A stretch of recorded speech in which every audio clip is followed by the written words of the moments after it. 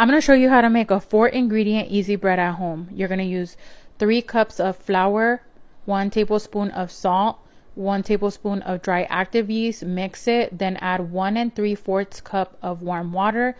Mix your dough, cover it for at least 5 hours.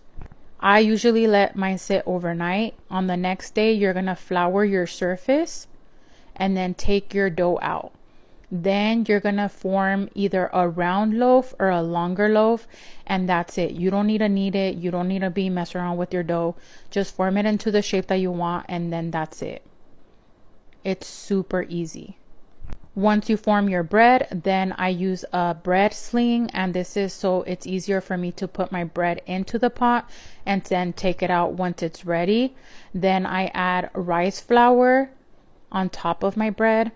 All of these things will be linked in my bio if you're interested, and I'm sprinkling the bread with rice flour on top.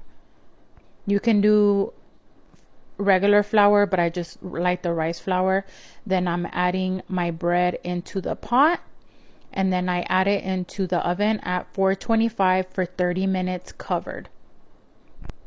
So 30 minutes, after the 30-minute mark, you want to put it in, take off the lid and leave it in the oven for another 30 minutes, and then take it out, and then your bread is ready.